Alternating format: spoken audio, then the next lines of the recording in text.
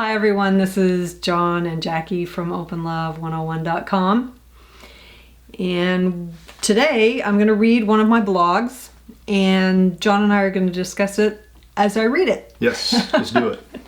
So, and all of these blogs, when we do these, all of these blogs can be found on our Open Love 101 site, obviously.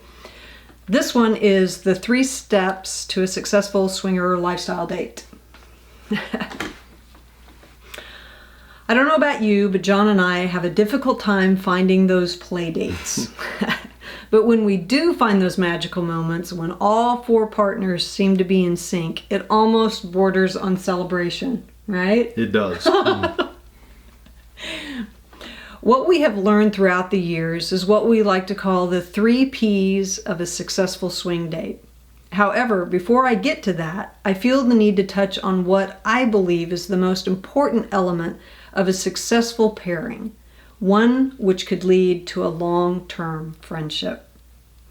I fondly remember one of the first connections that John and I made with another couple. She was beautiful, clever, intelligent, funny, and we hit it off immediately.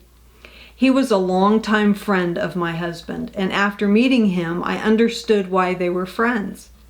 He was centered, loving, and had an easygoing attitude. Plus, he was super cute. I liked him instantly. Bingo, we had a connection. Once it was established that everyone wanted to move forward, the next step was to apply the 3 Ps. Yes. And here they are. Number 1, pre-play. The first step is the groundwork for the 3-step program, so to speak. Pre-play is the time you, your partner, and the couple you hook up with set aside time to really get to know each other. Everyone spends time with everyone else.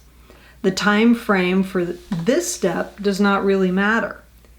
It can be just moments before a play date, or it can last all afternoon.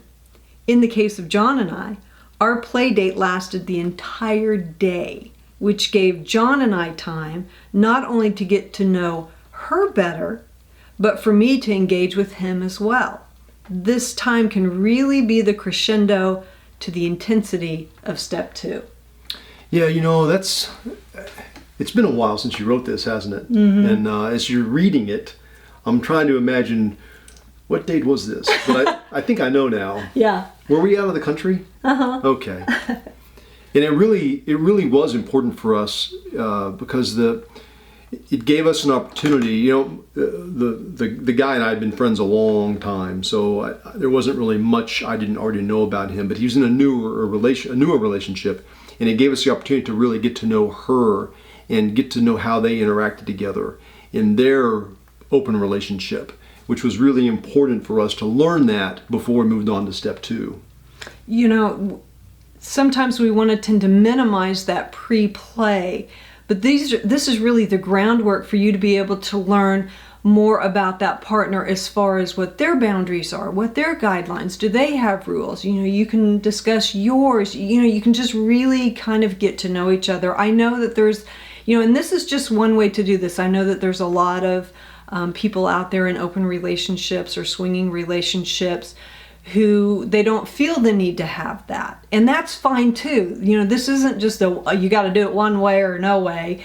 It's whatever works. But this is what works for John and I, mm-hmm. and that's why it was important for us to share this. And there's times as well where in the pre-play you can learn about maybe something that someone else likes, but maybe you're not down with that. And that's a good time, because there have been times where we've skipped pre-play, or that no one really shared those things about what they like or what they don't like, and we found it out in the play portion and realized, I don't really like this. And if we'd have known beforehand, we could have voiced that. Right. And so then it doesn't have to be like an awkward time. And that's another reason why, and maybe I'm jumping ahead a little bit, that's another reason why having a safe word or some kind of communication that you can give to your partner, so we can kind of like know ahead of time what our plan is. Yes. Number 2 is playtime. Once the energy from the connections made during pre-play time is created, the natural progression is to move to the next level, which is playtime. This step, like step 1, does not have any time frame. The couples are free to decide how quickly or slowly they want to experience this stage. For John and I, we started off playtime by exploring each other and slowly incorporating our play partners into the mix. As we all became relaxed, it was a natural and seamless progression from playing separately to playing as a foursome. All players became engrossed in the erotic energy being created and were eager to show off their skills and techniques on everyone else. I find this time to be invaluable as it offers its own sex class. Both couples will take away knowledge from the experience, whether it be teaching or learning. And there have been many times when we've had this happen where I've learned about how other people enjoy, pleasure. And we've learned from those things. We thought, well, that's cool. Let's give that a try. I know. It has. Yeah. I mean, it's either going to further concrete what you do, or it's going to show you like, this is why we don't like to do this. Yeah. But it's such a great way to see how others interact with each other. It gives you an opportunity to really see how your partner interacts for both, and then how you can interact together and with other people. I mean, there's going to be variations when you're with other people in how you are, and sometimes that's kind of fun. You get to learn a little bit about yourself because you've been put in a different situation. Yes. And then the other thing too is I can see something that maybe really was satisfying for you that I didn't know about, and then I can try it later. Right. And then lastly, number 3 is your post-play. This is probably my favorite time. Everyone is satisfied and flush with post-orgasmic peace and tranquility. I love seeing my partners splayed across the bed, completely uninhibited and relaxed. We snuggle, talk, and share about our wonderful playtime experience. This is by far my favorite part of playtime. It's funny, you would think that my favorite part of playtime would be all of the sex that's going on, and I think those outside of the lifestyle would concur that. But really for me, it's that afterwards. It's when all of that empathy, when all of those hormones and feel-good endorphins have surged to the surface, and really everything is just this peaceful environment where you just really love being where you are, you're current, you're in the moment. The bonding that occurs, the communication that happens, the sharing of stories and experiences, it is cool. It's pillow talk. It is pillow talk.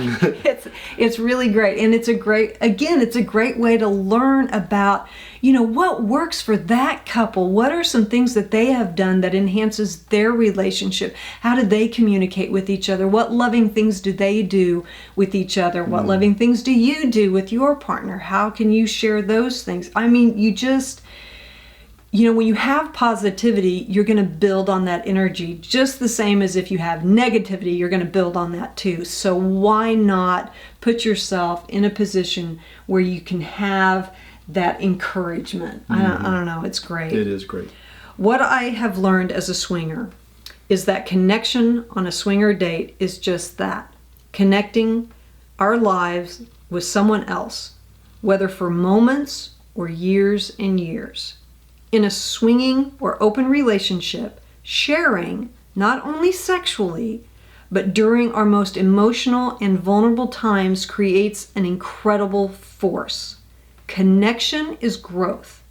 It is expansion, and it is becoming who you are through embracing those around you. That's really beautiful, Jackie. Oh, thanks. Yeah, and I agree with all of that too. It really does. The connections that we've formed with other people have been truly amazing and beautiful. We've made some great friends. Yeah, we really have. So be sure and sign up for our YouTube channel here and click the little bell and we'll notify you of our new videos. Be sure and comment. We love the comments and it gives us ideas about things to write and talk about. And if you've got questions, ask those. Yes, and sign up on openlove101.com to our email list and we'll let you know there as well if we have new videos or blogs or upcoming events. Thanks for listening. See ya.